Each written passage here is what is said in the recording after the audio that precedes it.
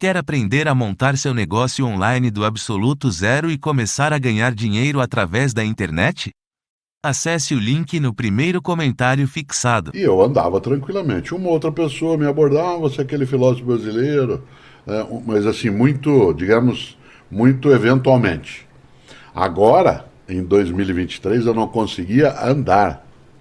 Eu não conseguia andar sem ter uma abordagem afetiva, né, uma abordagem carinhosa, mas em sequência, em qualquer lugar. Num restaurante, aí você diz, isso é por causa dos brasileiros que estão lá. O Pedro fez um levantamento, né, e aí eu tinha uma palestra lá. Eu perguntei na palestra que eu faço na abertura, quem aí nasceu no Brasil? Era 30%. 30% só.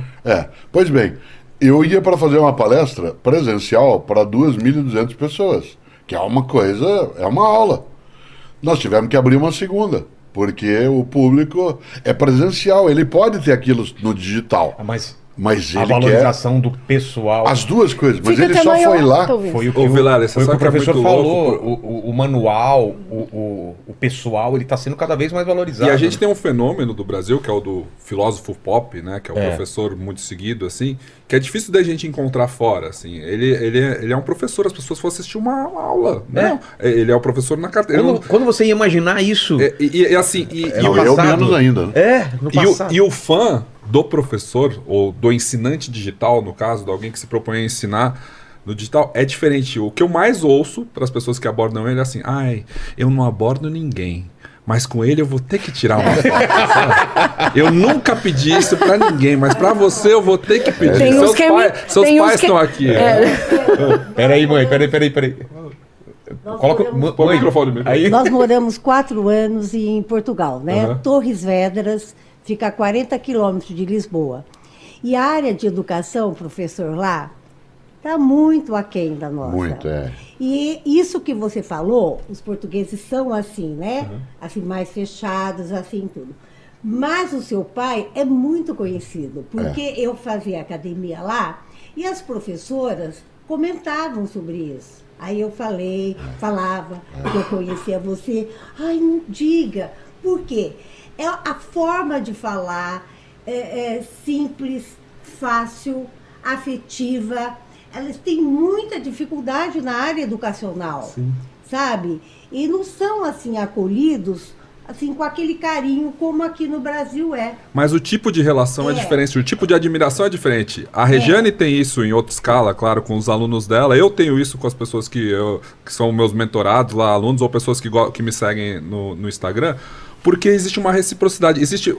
É como se a pessoa viesse te agradecer por algo que você deu para ela. Assim, isso é maravilhoso. Isso pode acontecer em qualquer escala mesmo, mas sabe? É que eu analiso muito isso com um tipo de abordagem também de pessoas que vêm conversar comigo, principalmente depois da pandemia.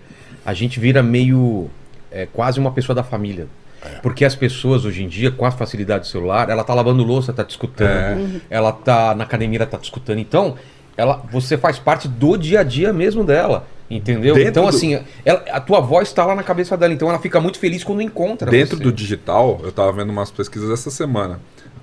O podcast é a forma que mais dá pertencimento, mais cria comunidade, ou seja, mais dá essa relação, porque é longo, né? Não é uma coisa curta, não é um TikTok, Exato. Não é uma foto do Instagram que passa no seu feed. A pessoa continua com você. E na teoria, ele não era para existir nos tempos de hoje. Pois é. Porque o que é que todo mundo fala? Ninguém aguenta conteúdo longo, faz a coisa curta. E é o contrário. Não, é a ressurreição do rádio. Exatamente. Mas as pessoas estavam com saudade. O Pedro de conversa. falou do Tinder. Né? O pessoal brinca que quem inventou o Tinder, mas presencial foi o Silvio Santos. Exato, né? Com o namoro na TV. Namoro na TV. Era um Tinder da época, né? E a pessoa fica com você, ela se acostuma com a sua voz. Ela fica, e o podcast é aquela coisa que a pessoa ouve enquanto ela está fazendo outra coisa. Né?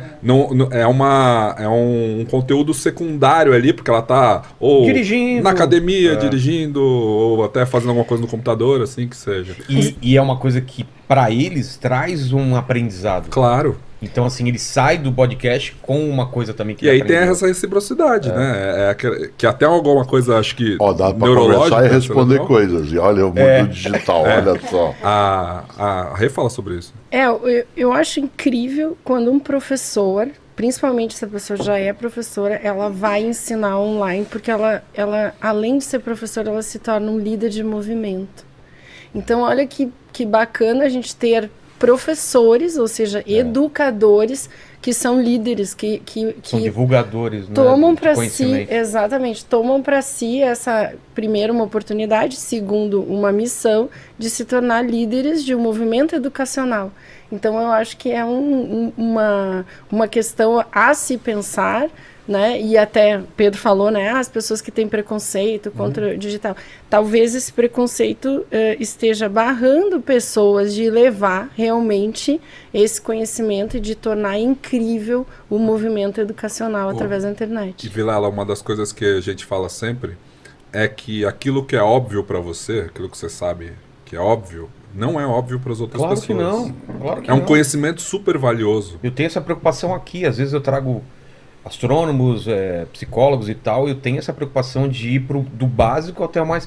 Falar, mesmo que eu saiba, a pessoa fala, cara, que interessante. Como surgiu o dinheiro? É. Como que surgiu as primeiras transações, então, financeiras, assim, se é um economista. No caso da filosofia, a gente já falou sobre a história da filosofia também, das escolas gregas e tal. Eu acho legal. interessante isso. Por isso que o Milor dizia, não esqueçamos que o inventor do alfabeto foi um analfabeto. Certo.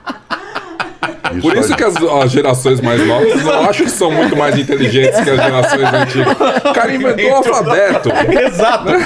O cara tinha todo o tempo do mundo também, pensa bem. Não tinha o que escrever, não tinha o que ler. Mas você sabe que outra coisa que gera Mas tinha rejeição... que Foi o conversar tédio. muito. Exato, tinha que conversar. Uma coisa que gera muita rejeição, gerou em mim no começo, do mundo do ensino online, é que se fala Mas muito... hoje não tem mais rejeição, você acha que tem ainda? Ainda tem da parte acadêmica, porque se Não, fala... da parte acadêmica, mas do público não, né? Menos, mas ainda tem. Acho que nas gerações, pessoas 45 mais, tá, os até mais ainda tem, pelo discurso que ele existe na rede social, assim, no mundo digital. Se fala muito do dinheiro, né? Da possibilidade de você ganhar dinheiro vendendo curso. É o curso para vender curso.